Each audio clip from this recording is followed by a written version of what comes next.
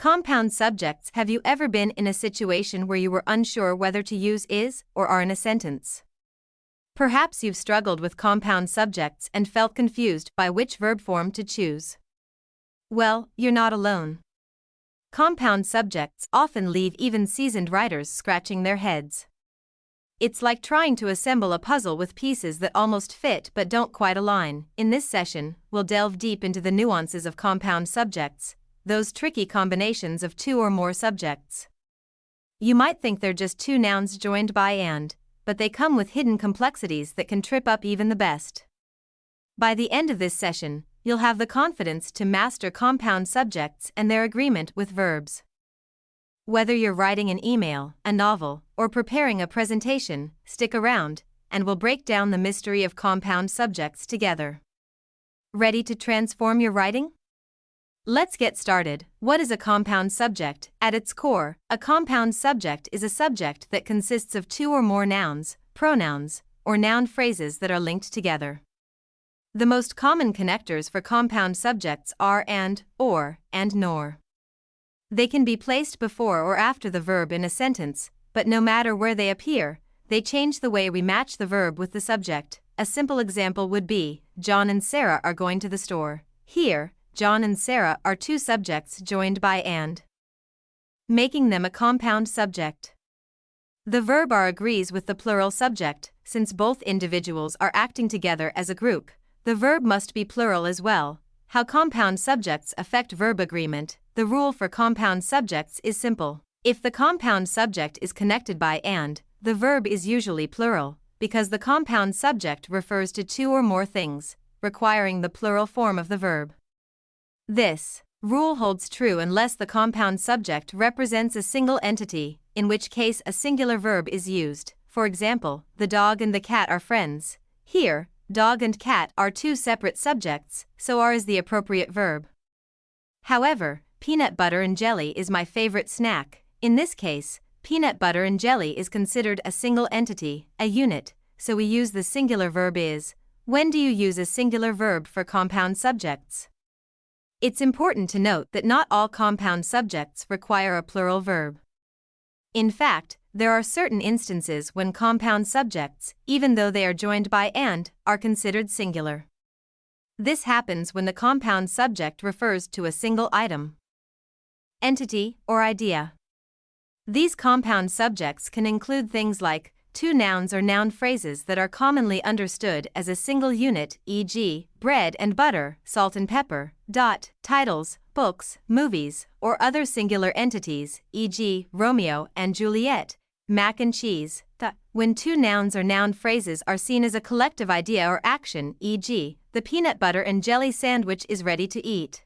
This subtlety of usage can be tricky but is essential for precision in writing. The role of or and nor in compound subjects. When subjects are joined by or nor, the verb should agree with the subject closest to it. This is a rule that many people forget, leading to awkward or incorrect sentences. Here's an example. Neither the teacher nor the students are ready for the test. In this case, because the plural noun students is closer to the verb, the plural form are is used. However, in sentences where the singular noun comes after or nor, we would use a singular verb. Neither the students nor the teacher is ready for the test. Again, the verb is agrees with the singular subject teacher, which is closer to the verb. This rule ensures that the verb always matches the closest subject, making the sentence flow more naturally and logically. The importance of context in compound subjects. Understanding compound subjects and their relationship to verb agreement often depends on context. Sometimes, the context will determine whether a compound subject requires a singular or plural verb. Let's look at a few more examples. Bread and butter is on the table. In this case, even though bread and butter are two separate things, they are considered a singular idea, a combination that typically goes together, so the singular verb is used. On the other hand, consider this sentence, the bread and the butter are on the table. Here, because we have two distinct items, the bread and the butter, the plural verb are is used. Context helps us decide if a compound subject should be treated as singular or plural, and understanding this nuance makes a huge difference in getting the subject-verb agreement just right. compound subjects with and versus or. When compound subjects are connected by and, the rule is usually straightforward, the verb will be plural. However, when the compound subjects are connected by or nor, the verb will depend on the proximity of the subject to the verb. Here's a breakdown of both scenarios, connected by and colon, plural verb, Jack and Jill are climbing the hill.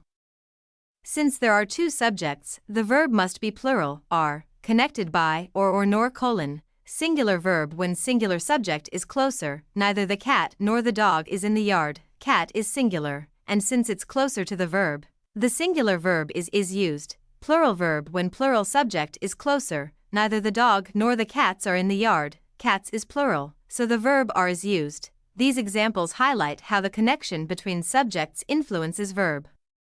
Choice in subject-verb agreement. Compound subjects with collective nouns. Another area of complexity arises when compound subjects are made up of collective nouns, such as team, group, family, or committee.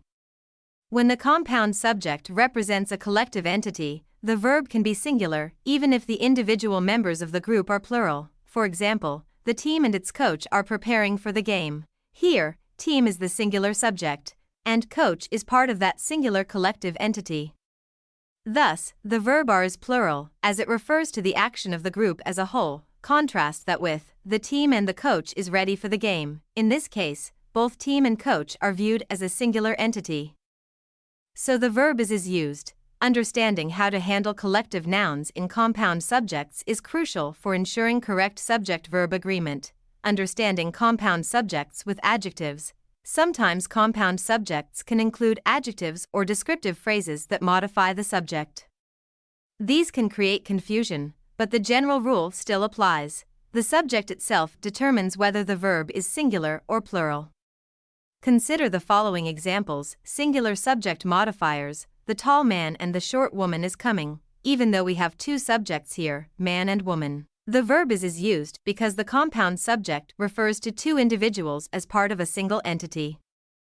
Plural subject modifiers. The tall men and the short women are coming. Here, both the plural subjects men and women are used, and the verb are correctly matches the plural subject.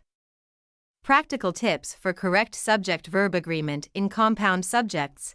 Getting subject-verb agreement right, especially with compound subjects, requires practice and an understanding of the rules. Here are some practical tips. Always identify the core subject first, before considering any intervening phrases or adjectives. Remember that when subjects are connected by or nor, the verb agrees with the closest subject. Watch out for compound subjects that are treated as singular entities, e.g., peanut butter and jelly, bread and butter. Pay close attention to collective nouns, especially when they are part of compound subjects. Stay mindful of context, as this can influence whether the compound subject is considered singular or plural. Mastering subject-verb agreement with compound subjects is one of the most important skills you can develop as a writer. It can elevate the clarity of your sentences, making your message both effective and professional. Subject-verb agreement with compound subjects is a foundational element of grammar that enhances clarity, accuracy, and professionalism in writing. By paying attention to the rules and understanding when exceptions apply, you'll become a more confident writer, capable of crafting grammatically flawless sentences. But what happens when we venture into the realm of compound sentences? Or when we break the typical subject-verb rules for stylistic effect? Could bending the rules ever be more effective? Stay tuned for our next deep dive into advanced sentence structures, where we explore how writers use subject-verb agreement to create more compelling, impactful writing, sometimes by breaking the very rules we've just mastered.